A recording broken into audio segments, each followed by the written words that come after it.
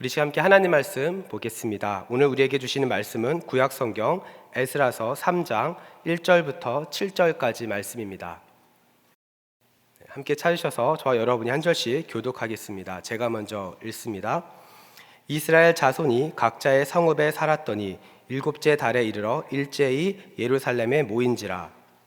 사닥의 아들 예수아와 그의 형제 제사장들과 스알디엘의 아들 스룹바벨과 그의 형제들이 다 일어나 이스라엘 하나님의 제단을 만들고 하나님의 사람 모세의 율법에 기록한 대로 번제를 그 위에서 드리려 할세. 무리가 모든 나라 백성을 두려워하여 제단을 그 터에 세우고 그 위에서 아침 저녁으로 여호와께 번제를 드리며 기록된 규례대로 초막절을 지켜 번제를 매일 정수대로 날마다 드리고 그 후에는 항상 드리는 번제와 초하루와 여호와의 모든 거룩한 절기의 번제와 사람이 여호와께 기쁘게 드리는 예물을 드리되 일곱째 달 초하루부터 비로소 여호와께 번제를 드렸으나 그때에 여호와의 성전 지대는 미쳐 놓지 못한지라. 함께 읽습니다. 이에 석수와 목수에게 돈을 주고 또 시돈 사람과 두로 사람에게 먹을 것과 마실 것과 기름을 주고 바사왕 고레스의 명령대로 백향목을 레바논에서 요빠 해변까지 운송하게 하였더라. 아멘. 스티븐 코비라는 사람이 쓴 책 중에 성공하는 사람들의 7가지 습관이라는 책이 있습니다. 자기 개발에 대한 아주 고전적인 책 중에 하나입니다. 이 책을 보면 사람들의 시간 관리에 대해서 이야기하는 부분이 있습니다. 스티븐 코비는 시간 관리 매트릭스라는 타이틀로 시간을 우리가 어떻게 관리하면 좋을지를 설명하는데요. 시간 관리하려면 일의 우선순위를 잘 정해야 된다고 이야기를 해요. 그래서 일을 총 4가지로 구분을 해야 된다고 이야기합니다. 첫 번째로는 중요하고도 긴급한 일, 두 번째로는 긴급하지만 중요하지는 않은 일, 세 번째로는 중요하지만 긴급하지 않은 일, 네 번째로는 중요하지도 않고 긴급하지도 않은 일. 이 4가지로 일들을 잘 구분해서 우선순위를 정해야 된다고 이야기합니다. 여러분들이 보실 때 이 4가지 중에 제일 중요한 건 뭘까요? 네, 중요하고도 긴급한 일. 이거는 무조건 1순위로 해야 되는 일이죠. 그러면 가장 나중에 해야 될 일은 뭘까요? 중요하지도 않고 긴급하지도 않은 일. 이거는 맨 나중에 하셔야 됩니다.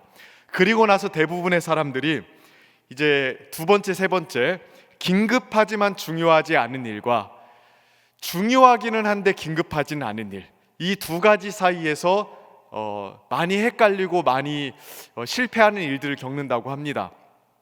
대부분의 사람들은 긴급하지만 중요하지 않은 일들을 우선적으로 한다고 해요.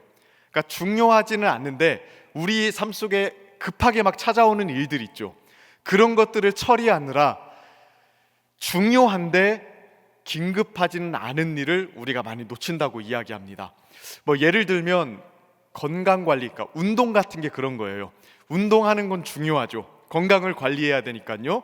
근데 특별히 어디가 아프지 않은 이상 건강관리하는 걸 긴급한 일이라고 생각하는 사람들은 그렇게 많지 않습니다.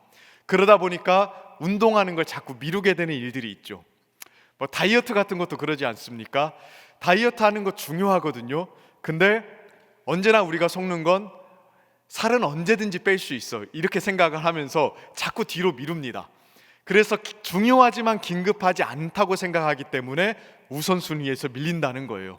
근데 시간 관리를 잘 하려면 중요한 일을 중심으로 우선순위를 개편하고 그리고 긴급한 일을 최대한 줄여가는 게 중요하다고 이야기를 하더라고요. 여러분들은 어떻습니까? 우리 인생을 살아가면서 긴급하고도 중요한 일, 여러분들에게는 어떤 게 있습니까? 우리 신앙생활을 하는 데 있어서도 이 원리는 잘 적용이 되는 것 같습니다. 신앙생활 하는 데 있어서도 긴급하고도 중요한 일, 이거를 잘 붙잡는 게 중요합니다. 오늘 본문을 보니까 오늘 본문에 나오는 유대인들은 이 부분들을 잘 붙잡는데 굉장히 탁월한 능력을 보이고 있어요. 자신들의 우선순위가 무엇인지를 분명히 알고 있었습니다. 오늘 본문에 나오는 이스라엘 백성들은 바벨론에 의해서 유다 나라가 멸망하고 난 다음에 70년 동안 바벨론 포로 생활을 마치고 다시 자신들의 고향 땅으로 돌아온 사람들입니다. 70년 만에 고향 땅으로 돌아왔습니다. 처음에 약 5만 명의 사람들이 돌아왔거든요. 그들에게는 꿈이 있었습니다. 정말로 이제 다시는 우리가 다른 나라의 포로로 잡혀가지 않고 영광스럽고 복된 하나님 나라를 만들어 보자. 이제는 우리가 예전에 솔로몬과 다윗 시대의 그 영광을 다시금 재건해 보자. 이러한 비전이 있었습니다. 그런데 이 꿈과 비전을 향해서 나아갈 때, 회복을 향해서 나아갈 때 이 사람들은 아무렇게나 중구난방으로 하지 않았어요. 가장 중요하고도 시급한 일이 무엇인지를 분명히 알았고 그것을 우선적으로 붙잡는 모습을 오늘 본문에서 보여줍니다. 자, 오늘 본문 1절하고 2절 말씀을 한번 보실까요? 이 사람들이 가장 중요하고도 시급하게 생각한 일이 무엇인지를 함께 같이 읽어보도록 하겠습니다. 1절 2절 말씀입니다. 이스라엘 자손이 각자의 성읍에 살았더니 일곱째 달에 이르러 일제히 예루살렘에 모인지라. 요사닥의 아들 예수아와 그의 형제 제사장들과 스알디엘의 아들 수룹바벨과 그의 형제들이 다 일어나 이스라엘 하나님의 제단을 만들고 하나님의 사람 모세의 율법에 기록한 대로 번제를 그 위에 드리려 할세. 자신들이 하나님의 영광스러운 백성으로서 회복되기 위해서 이 사람들이 가장 먼저 한 게 무엇입니까? 제단을 만드는 거였습니다. 제사를 드리기 위해서 제단을 만든 것이죠. 다른 말로 하면 하나님께 예배 드리는 일, 이것을 가장 중요하고도 시급한 일로 생각했다는 겁니다. 구약 시대에 하나님께 예배하기 위해서는 반드시 제사를 드려야만 됐습니다. 지금 우리는 그리스도께서 우리의 죄를 위해서 십자가에 죽으셨기 때문에 제사를 드리지 않고 예수님을 의지하는 믿음으로 언제든지 하나님 앞에 나아갈 수 있죠. 그러나 구약 시대에는 그러지 않았습니다. 그리스도를 상징하는 제사를 통해서 죄 문제를 해결해야만 하나님께 나아가 예배를 드릴 수 있었습니다. 그러니까 제사가 없이는 하나님께 예배할 수 없었고 하나님과 교제할 수가 없었어요. 그러니까 이들이 지금 제단을 가장 먼저 쌓은 이유는요, 하나님께 나아가 예배하는 게 자신들에게 있어서 가장 중요하고도 시급한 일이라고 생각했기 때문에 그렇습니다. 자신들이 하나님의 공동체로 세워지고 영적으로 회복되기 위해서 가장 중요한 일, 또 가장 시급한 일은 예배하는 거였어요. 다시 말하면 살아계신 하나님과의 교제를 회복하는 것, 하나님의 은혜 앞에 나아가는 것, 그것을 가장 중요한 일로 선택했다는 겁니다. 현실적으로 봤을 때 얼마나 해야 될 일들이 많았겠습니까? 이들이 70년 만에 자신들의 고향 땅으로 돌아왔을 때 그들의 땅은 이미 폐허가 되어 있었습니다. 도시를 재건하고 삶의 터전을 다시 닦아야 되는 일들이 있었습니다. 아무것도 없는 상황에서 다시 시작을 해야 됐습니다. 사회적인 기틀도 다시 잡아야 됐고요, 조직도 세워야 됐을 거고요, 경제적인 체제도 마련해야 됐을 겁니다. 그뿐입니까? 집도 지어야 되고 생계수단도 마련해야 됐을 거예요. 이것저것 의논해야 될 일들 투성이었습니다. 그런데 이 사람들이 모이자마자 가장 먼저 선택한 일은 예배입니다. 바쁠 때니까, 지금 현실적으로 필요한 것들이 너무 많으니까 예배는 조금 여유 있을 때 하고, 일단 우리가 어떻게 먹고 살지, 정치 제도는 어떻게 만들어낼지, 우리의 조직은 어떻게 할지, 이런 것들을 먼저 논의해도 아무도 뭐라고 할 사람이 없었을 거예요. 그런데도 이 사람들에게 가장 중요하고도 시급한 일은 제단을 쌓고 하나님께 제사를 드리며 예배하는 것이었습니다. 이거를 가장 중요한 일로 본 것이죠. 이 사람들이 예배를 가장 중요하고 긴급한 일로 봤다는 증거는 오늘 본문에 곳곳 나옵니다. 6절 말씀을 한번 보실까요? 6절을 보면 이렇게 이야기합니다. 함께 읽어보겠습니다. 시작. 일곱째 달 초하루부터 비로소 여호와께 번제를 드렸으나 그때의 여호와의 성전 지대는 미처 놓지 못한지라. 제단을 세울 때에 성전 지대가 미처 놓지 못했대요. 그러니까 성전 공사 자체가 아예 시작을 하지도 못했는데 제단을 먼저 지은 겁니다. 사실 제단만 이렇게 따로 짓는 경우는 없습니다. 모세가 성막을 지을 때나 솔로몬이 성전을 지을 때 보면 성막과 성전을 지으면서 같이 제단도 지었죠. 그리고 성막이 완공되고 성전이 완성되었을 때 그때 첫 번째 제사를 드렸습니다. 그러니까 제단을 세우고 제사를 드리는 것은 성전이 다 지어져야만 가능했던 일이에요. 근데 이 사람들은요, 성전이 지을 때까지 기다리지 않았어요. 성전이 언제 지어질지 좀 막막했기 때문에 일단 우리가 예배부터 드리자. 성전 지어질 때까지 기다리지 않았습니다. 예배를 통해서 하나님 앞에 나아가는 게 가장 시급한 일로 생각했기 때문에 그렇습니다. 뿐만 아니라 6절을 다시 보실까요? 언제부터 이런 제단을 쌓았다고 이야기합니까? 7째 달 초하루부터죠. 1절 말씀을 보면 이스라엘 백성들이 7째 달에 예루살렘에 모였다고 이야기를 해요. 약 5만 명의 사람들이 1차적으로 귀환하지 않았습니까? 근데 이 5만 명의 사람들이 처음에 돌아왔을 때 각자 생활터전으로 돌아갔다가 약속된 날짜인 7월 달에 예루살렘에 모인 상황입니다. 근데 언제 제단을 짓습니까? 7월 초하루입니다. 7월 달 첫째 날입니다. The first day입니다. 모이자마자 첫째 날부터 제단을 지은 거예요. 하나님 앞에 나아가는 일부터 한 것입니다. 우리는 이 사람들의 이런 행동 하나하나를 좀 주목해 볼 필요가 있습니다. 이스라엘 백성들이 공동체를 회복하기 위해서 모였을 때 그들이 회복되기 위해서 가장 중요하게 여겼던 것이 무엇인지가 너무나도 분명하게 보이기 때문에 그렇습니다. 이들은 무엇을 가장 중요한 일로 여겼습니까? 무엇을 가장 첫 번째 우선순위로 삼았습니까? 예배를 통해서 하나님 앞에 나아가는 거예요. 하나님과의 막혔던 담을 허물고 다시 그분의 은혜 앞에 서는 것. 이건 우리 교회 공동체나 우리 신자들의 삶에도 마찬가지 아니겠습니까? 우리가 주님의 백성다운 모습으로 다시 일어서고 회복되기 위해서 만사를 제쳐놓고 가장 먼저 붙잡아야 될 것이 무엇입니까? 예배입니다. 하나님을 만나는 자리, 하나님과의 생생한 교제를 누리는 그 자리, 하나님의 언약 백성으로서 하나님 앞에 서는 이 자리, 이 예배의 자리를 회복하는 게 가장 먼저 되는 우선순위가 되어야 됩니다. 이 예배가 회복되지 않으면, 하나님과의 교제가 회복되지 않으면 아무리 다른 방면에서 애를 써도요, 진정한 회복은 일어나지 않습니다. 참된 교회다움, 참된 성도다움은 있을 수가 없습니다. 여러분 가만히 생각해 보십시오. 하나님의 백성들에게 가장 중요한 게 무엇입니까? 하나님 백성들을 하나님의 백성답게 만드는 그 본질적인 것이 무엇입니까? 세상 사람들보다 조금 더 도덕적이고 착하게 사는 겁니까? 아니면 세상 사람들보다 조금 더 종교적인 느낌을 풍기는 것입니까?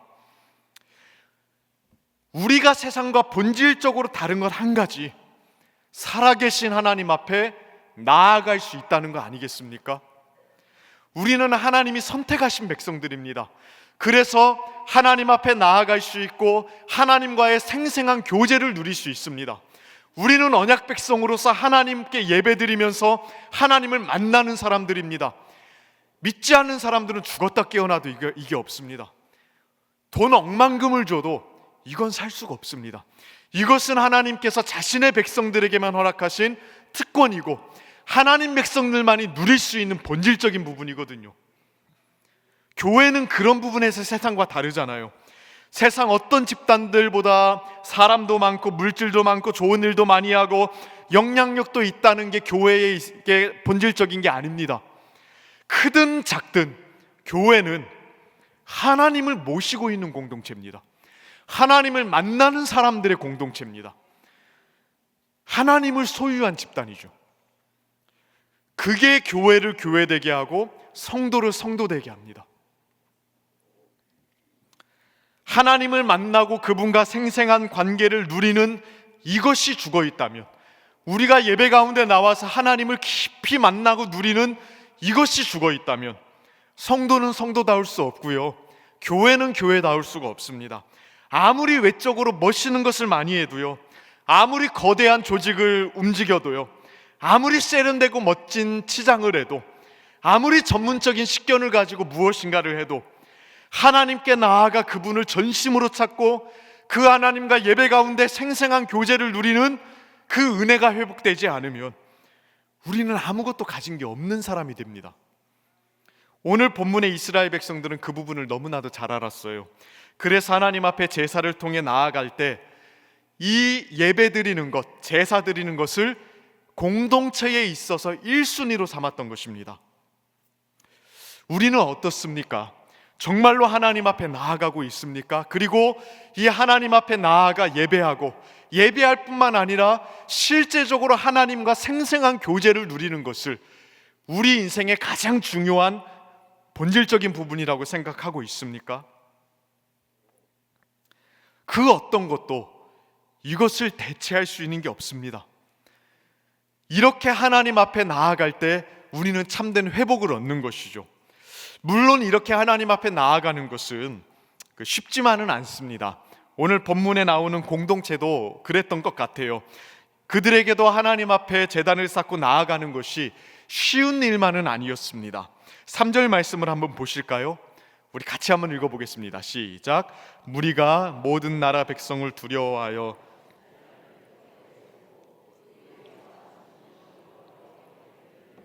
자, 뭐라고 이야기합니까? 무리가 모든 나라 백성을 두려워하여. 이들 마음속에 두려움이 있었습니다.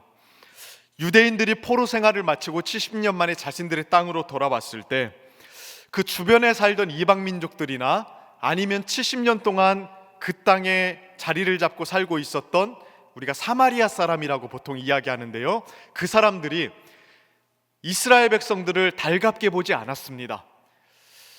그래서 이스라엘 백성들이 뭔가를 하려고 할 때마다 주변 이방 민족들이 굉장히 위협을 많이 하고 방해를 많이 했어요.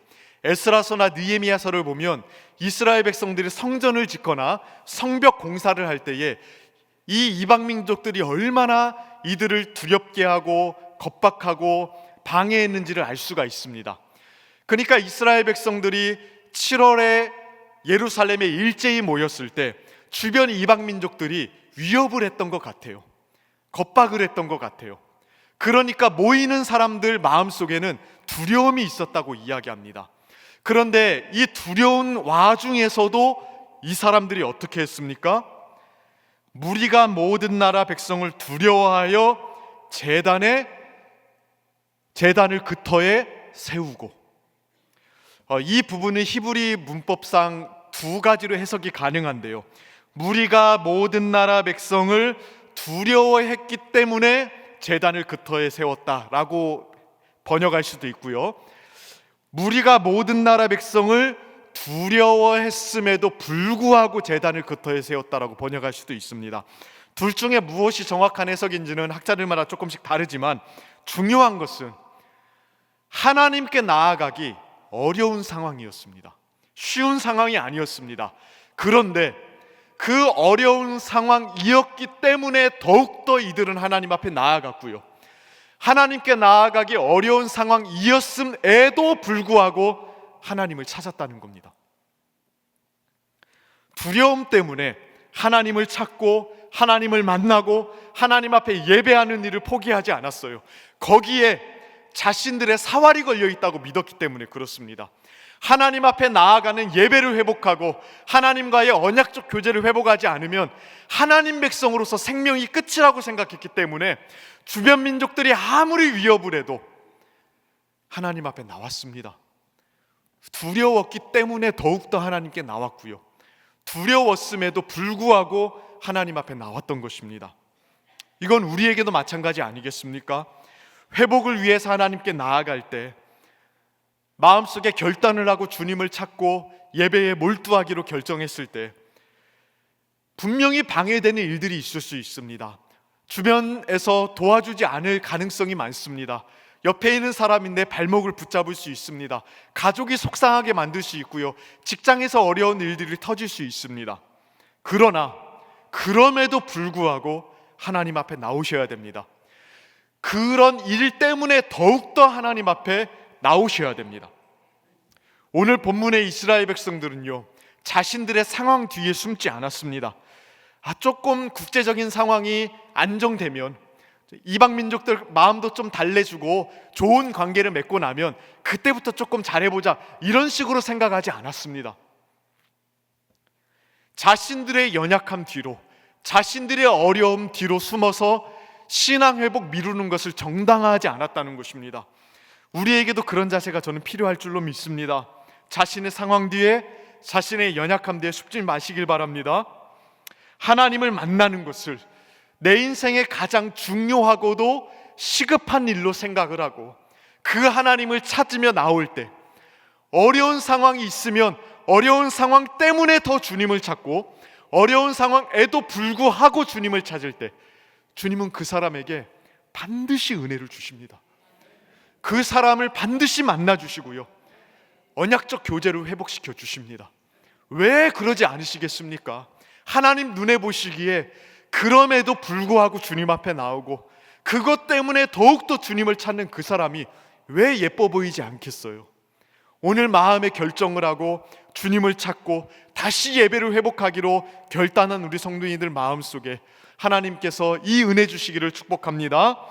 그런데 오늘 본문을 통해서 한 가지 더 주목해 볼 것은, 이렇게 이스라엘 백성들이 하나님께 예배를 통해 나아갈 때 그냥 중구난방으로 막 하지 않았다는 거예요. 그냥 대충 하나님과 관계가 회복됐다고 회복해야지 하면서 되는 대로 막 하지 않았습니다. 오늘 본문을 보면 하나님을 추구하는 사람들 안에 나타나는 특징이 하나가 있어요. 이 특징은 오늘 본문에 나오는 이 유대인들 뿐만이 아니라 시대를 막론하고 하나님과의 관계 회복을 힘쓰는 모든 사람들 마음속에 나타나는 특징이기도 합니다. 자, 어떤 모습을 보여주고 있는지를 한번 보실 텐데요, 우리 2절 말씀을 다시 한번 읽어볼까요? 함께 읽겠습니다. 시작. 요사닥의 아들 예수아와 그의 형제 제사장들과 스알디엘의 아들 스룹바벨과 그의 형제들이 다 일어나 이스라엘 하나님의 제단을 만들고 하나님의 사람 모세의 율법에 기록한 대로 번제를 그 위에서 드리려 할세. 그들이 제단을 만들고 제사를 드리면서 하나님 앞에 나아갔어요. 근데 어떻게 나아갔습니까? 무엇을 따라서 나아갔습니까? 하나님의 사람 모세의 율법에 기록한 대로 했습니다. 이 부분이 중요합니다. 자신들의 감을 따라서 한 것이 아닙니다. 회복을 추구할 때 자신들의 내적인 필요에 따라서 나름의 방법을 고안한 것도 아닙니다. 자신들의 스타일을 고수한 것도 아닙니다. 입에서 입으로 내려오는 구전을 따른 것도 아니고요, 오래전부터 있어왔던 관습과 전통을 따른 것도 아니었습니다. 모세가 기록한 대로 했습니다. 모세는 제사 의식을 하나님께로부터 받아서 첫 번째로 기록한 사람입니다.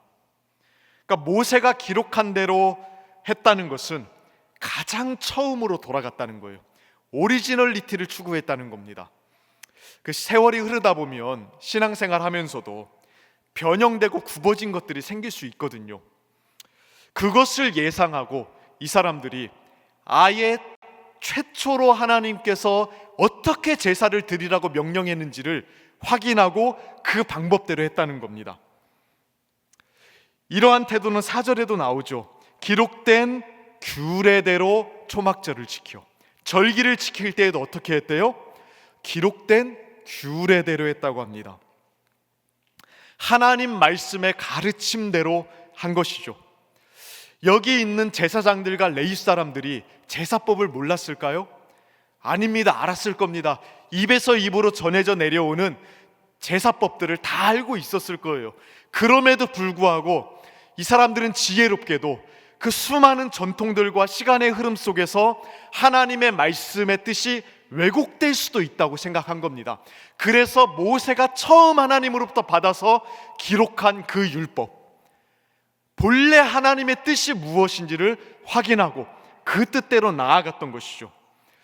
어떤 분들은 이렇게 하나님 말씀을 따르는 것이 당연한 것이 아닌가라고 생각하실 수도 있습니다.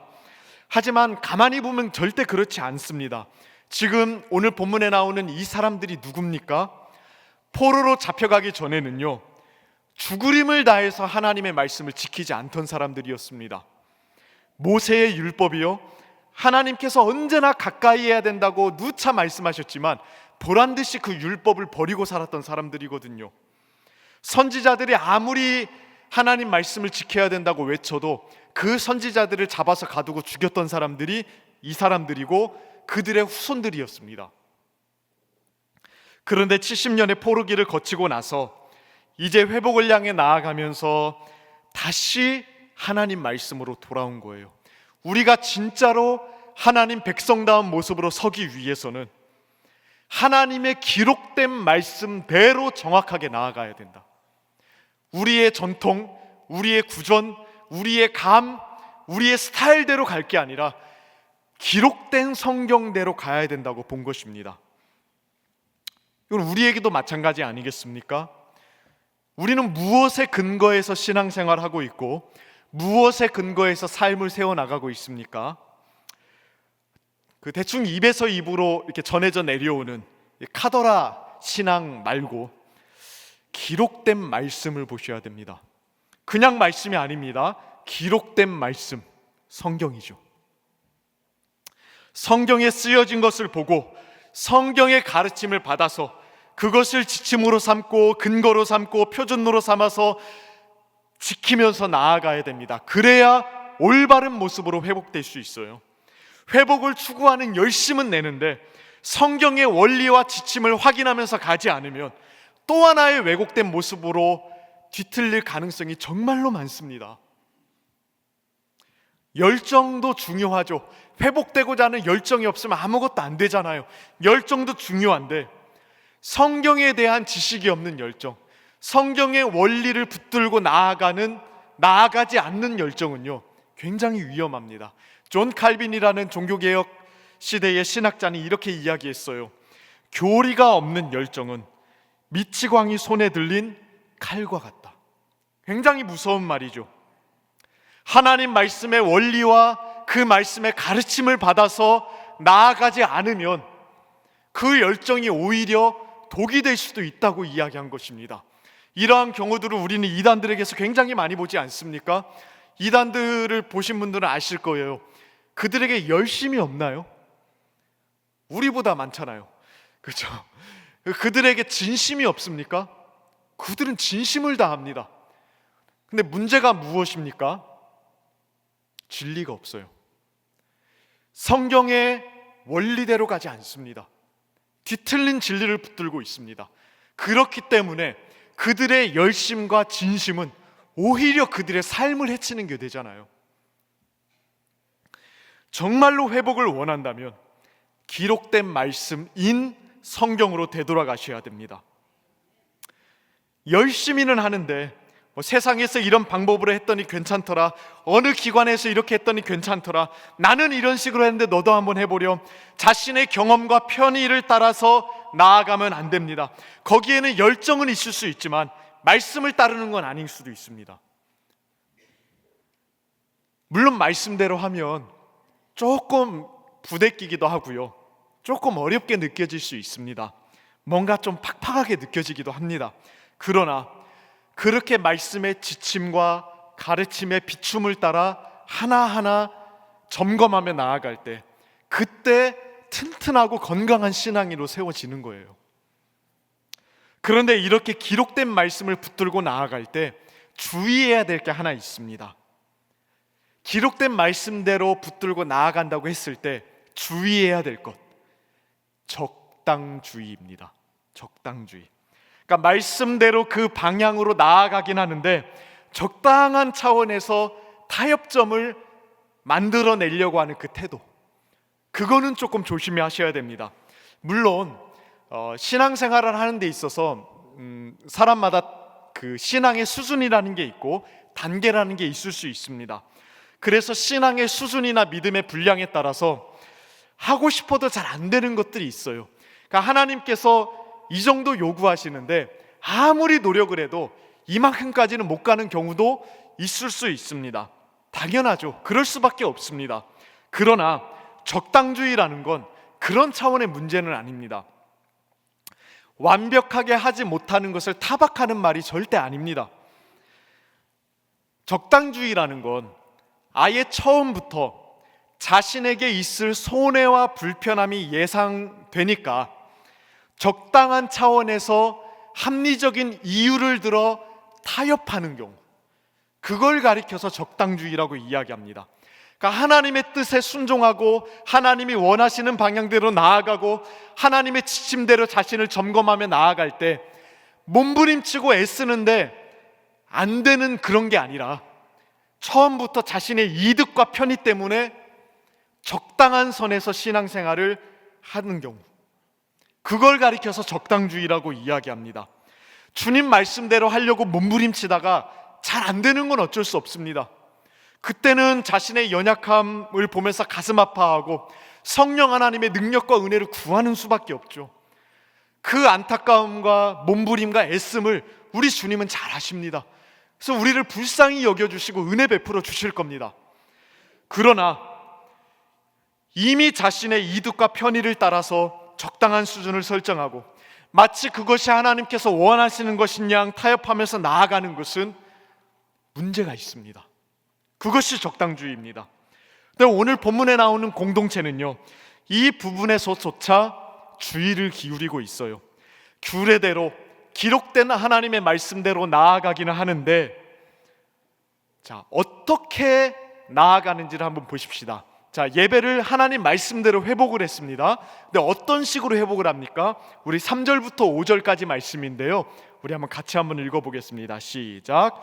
무리가 모든 나라 백성을 두려워하여 제단을 그 터에 세우고 아침 저녁으로 여호와께 번제를 드리며 기록된 규례대로 초막절을 지켜 번제를 매일 정수대로 날마다 드리고 그 후에는 항상 드리는 번제와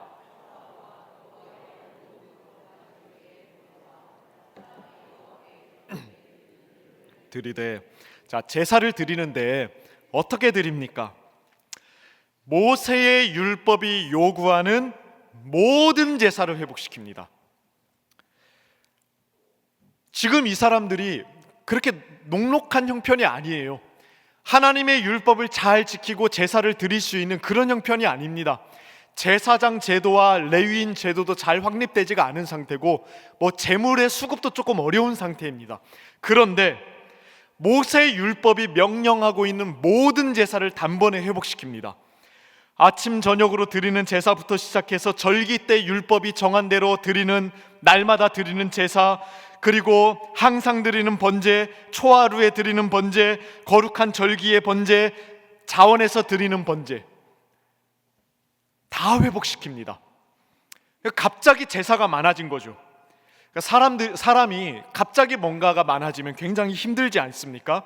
그래서 대부분의 경우 뭔가를 하려고 할 때 단계적으로 순차적으로 늘려가는 경우가 많습니다. 그런데 이 사람들은 예배를 회복하는 데 있어서 단계적으로 회복한 게 아니에요. 우리가 지금 형편이 이러니까 일단 주일 예배만 한번 좀 해볼까요? 이러면서 드린 게 아닙니다. 말씀이 요구했던 모든 제사를 다 회복합니다. 그동안 제사를 자주 드렸던 것도 아니거든요.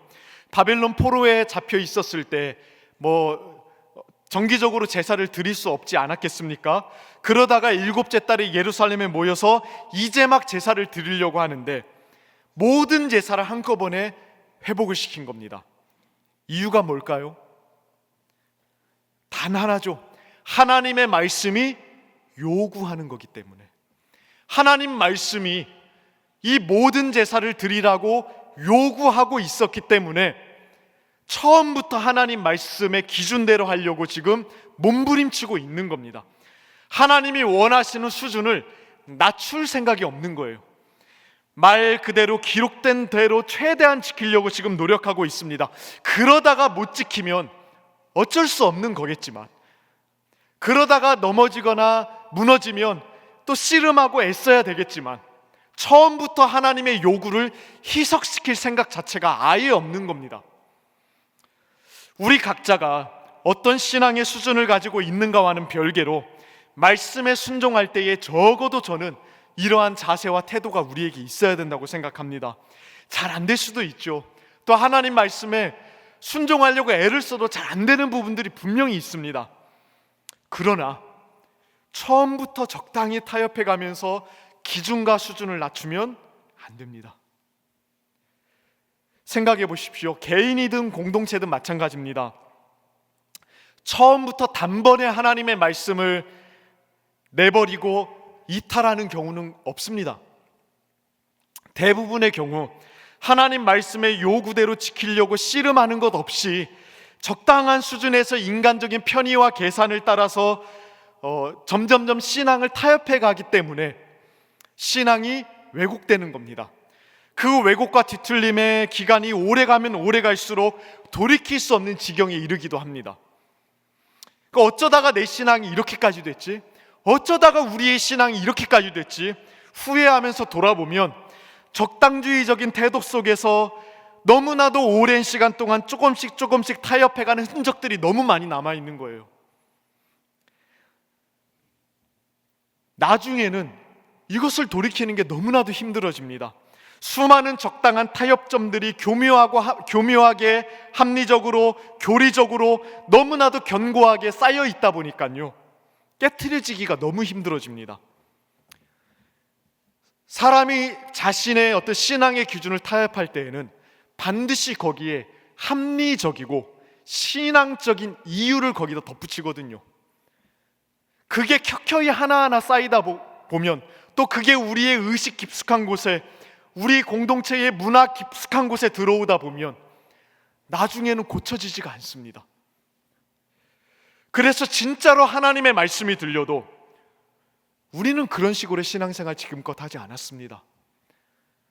우리는 원래 그렇게 하지 않았는데요, 우리의 사정은 조금 달라요. 이렇게 반응하면서 하나님의 말씀을 거부하는 일들까지도 일어날 수 있습니다. 그러므로 조심해야 됩니다. 잘 못해도 괜찮습니다. 잘 안 돼도 괜찮습니다. 하다가 안 되면 무릎 꿇고 주님께 기도하고 능력을 구하면 돼요. 그러나 처음부터 편의주의적이고 적당주의적인 태도를 가지고 하나님의 요구를 나에게 적응시키면 안 됩니다.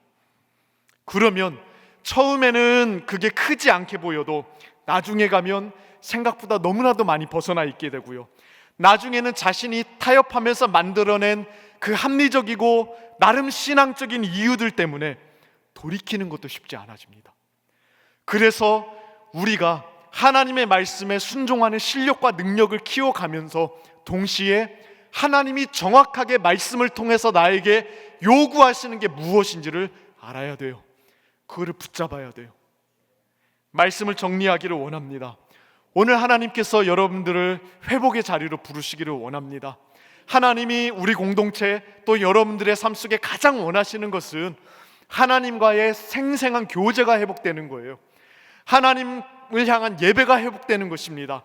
그때에 주의 말씀을 붙잡고 그 말씀이 원하는 것에 타협 없이 몸부림치며 나아가는 우리 성도님들 되시기를 바랍니다.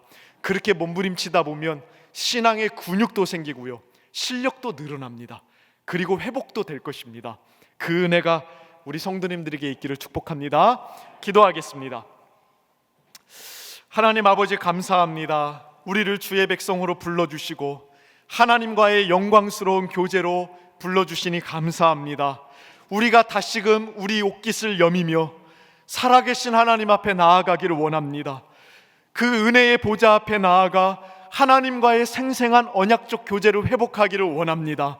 하나님, 우리의 마음을 움직여 주시고 주님을 찾을 수 있도록 도와주시옵소서. 특별히 주 앞에 나올 때에 하나님, 우리에게 진리를 가르쳐 주셔서 말씀의 지침대로 따라가게 하시고 말씀 앞에 우리 자신들을 비추어 보며 나아갈 수 있도록 은혜 베풀어 주옵소서. 그래서 이 시대 속에 강인하고 굳건하게 선 성도로서 살아갈 수 있도록 은혜 베풀어 주옵소서. 감사드리며 예수님의 이름으로 기도드립니다. 아멘.